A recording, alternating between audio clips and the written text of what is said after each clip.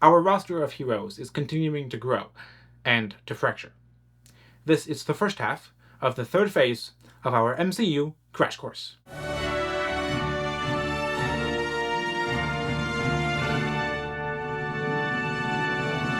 So far, we've traveled through the first 12 films that make up the first two phases of the Marvel Cinematic Universe, the 124-hour-long collection of interconnected films that started the Infinity Saga.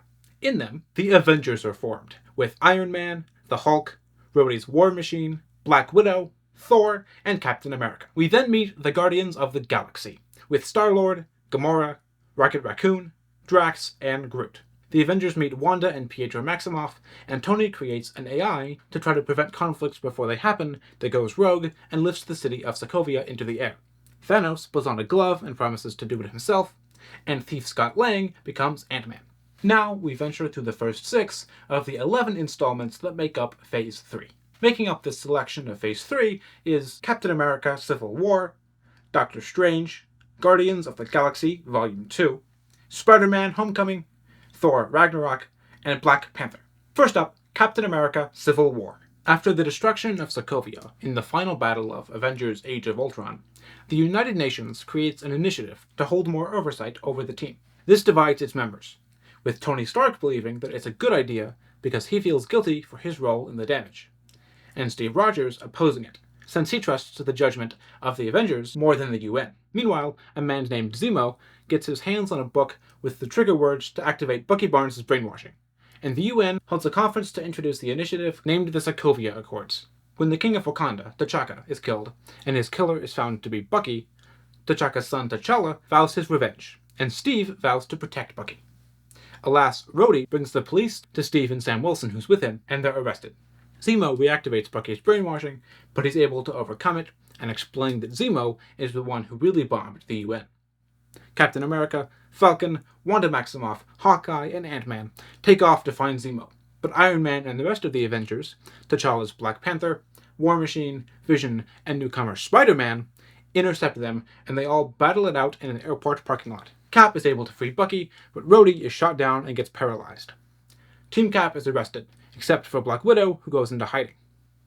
When Tony finds Cap and discovers that Bucky killed his parents under the effects of his brainwashing, the two fight. Cap abandons his shield but leaves with Bucky, and Zemo is arrested. In the final moments, Tony gives Rhodey leg braces to help him walk, Cap breaks his team out of jail, and Bucky hides out in Wakanda.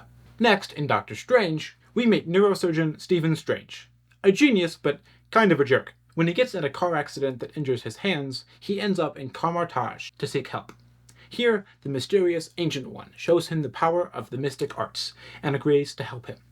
Wong, a master of the study, tells Strange of the connected network of sanctums that sorcerers use to protect Earth. He has to choose, then, between joining them to help or fixing his hands. Deciding to help, Strange keeps learning, stealing glances from forbidden books, and learning to control time with the Eye of Agamotto. He's warned not to use this knowledge for personal gain, since Caecilius, who did that, now works to destroy the sorcerers. Caecilius steals pages from some of the Sanctum's books to summon Dormammu, ruler of the Dark Dimension, a place outside time. When Strange is accidentally sent to New York, he uses a mystical cloak to fight off Caecilius after he attacks.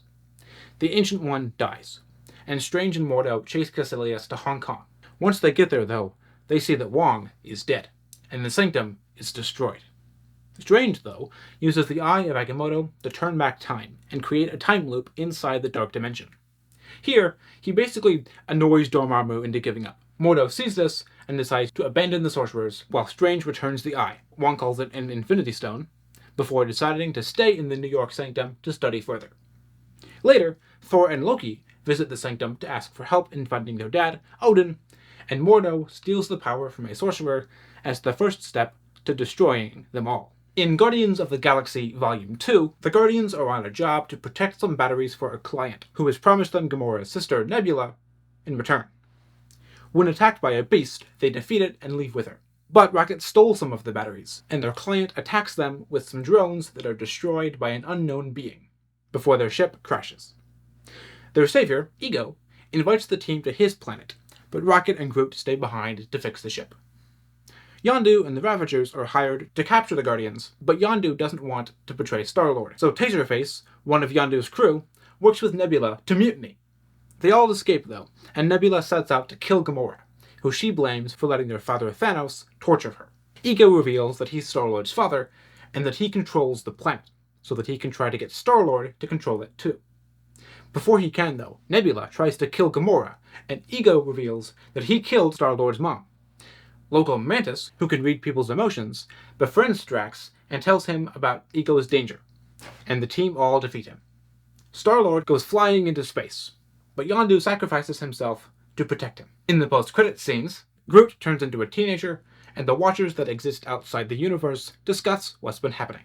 Then, Spider-Man: Homecoming. In this film, Adrian Toomes works to clean up the debris after the Battle of New York from the Avengers, before the US Department of Damage Control takes the job, something Toomes isn't a fan of. Later, Peter Parker is bored at the lack of crime fighting after being drafted by Tony in Civil War, and decides to take to the streets to protect the neighborhood himself. He stops an ATM robbery where the robbers have some peculiar weapons, and then goes home where his friend Ned finds out that he's Spider-Man. A few nights later, he finds some people working for Toomes selling some of those weird weapons, which Peter is able to stop before getting dropped in a lake. Iron Man saves the day and tells him not to try to be a hero, but Peter and Ned examine a weapon that Peter found that night a little later. They trace its origins to Maryland, and Peter joins his school's academic decathlon team to go to Washington, D.C., where he saves his classmates from one of Toomes' explosives. Once they all get back to New York, Peter tries to intercept a weapons sale, but ends up tearing a ferry in half, which Iron Man has to help him fix. No longer sure if Peter has what it takes, Tony takes back the Spider-Man suit, and Peter asks his crush Liz to be his date to Homecoming. When he goes to pick her up on the night, though, he discovers that Liz's dad is Toomes. On the drive to the dance, Toomes discovers that Peter is Spider-Man, and Peter realizes that Toomes is planning on hijacking a plane carrying Avengers technology. Peter gets trapped in Toomes' lair, but is able to escape, save the plane, and bring Toomes to the police. Liz moves away, Peter is offered a spot on the Avengers, and declines. And Tony returns his original Spider-Man suit. He puts it on, just in time for his Aunt May to walk in and see him. During a mid-credits scene, Toomes vows to get his revenge on Spider-Man. Traveling back to space for Thor Ragnarok, Thor has been captured by a fire demon, who tells him that Odin has been exiled to Earth, and that Asgard will soon fall to ruin in Ragnarok. Thor is able to escape, but can't get back to Asgard through the Bifrost like usual. Eventually, he gets back to find Loki, pretending to be Odin to rule, and convinces him to help find the real Odin. But the retirement home they thought he was in is destroyed. Connecting to the scene from Doctor Strange, Strange directs them to Norway, where Odin reveals that he's dying. This will let Odin's secret child, Hela, escape from a secure prison and possibly take over. Odin dies, and Hela escapes from a secure prison to try to take over, destroying Thor's hammer and killing the entire Asgardian army. Meanwhile, Thor crashes on planet Sakaar, where an Asgardian bounty hunter named Valkyrie takes him to the Grand Master, who refuses to help Thor get back to Asgard unless he can beat their gladiator champion. Thor agrees and meets Korg, a sentient pile of rocks. The gladiator champion turns out to be the Hulk, still on the run from Avengers: Age of Ultron, but he doesn't seem to even recognize Thor. Thor almost wins the fight before the Grandmaster zaps Thor unconscious to stop him. Thor eventually gets the Hulk to help him try to escape, turning him back into Banner for the first time since he fled, but the Grandmaster sends Valkyrie and Loki to retrieve them both.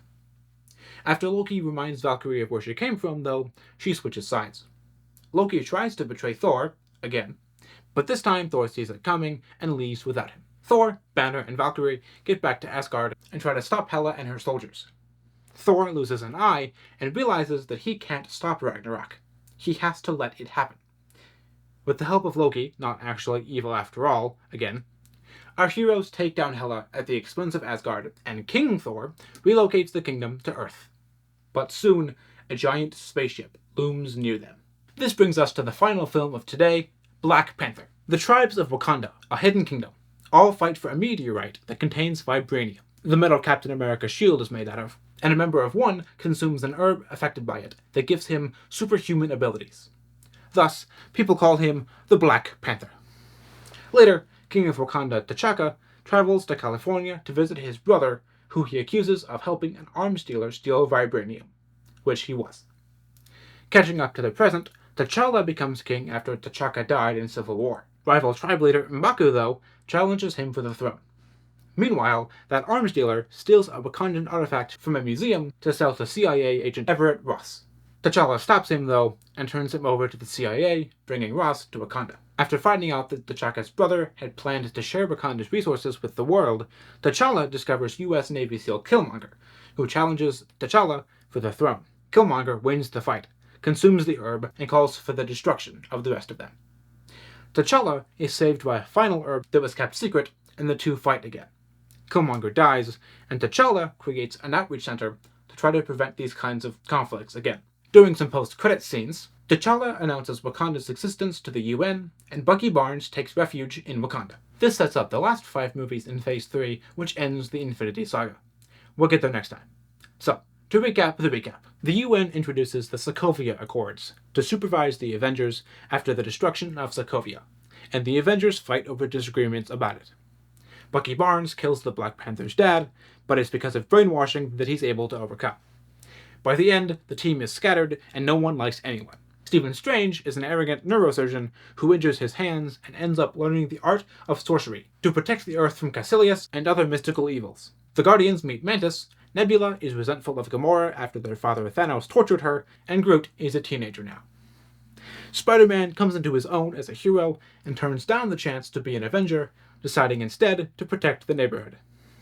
Thor reunites with the Hulk, meets Valkyrie, and becomes king of the now destroyed Asgard. So he moves the population to Earth. T'Challa becomes king of Wakanda, fights off Killmonger, and announces the nation's presence to the world. Where will this path of action take our paragons next?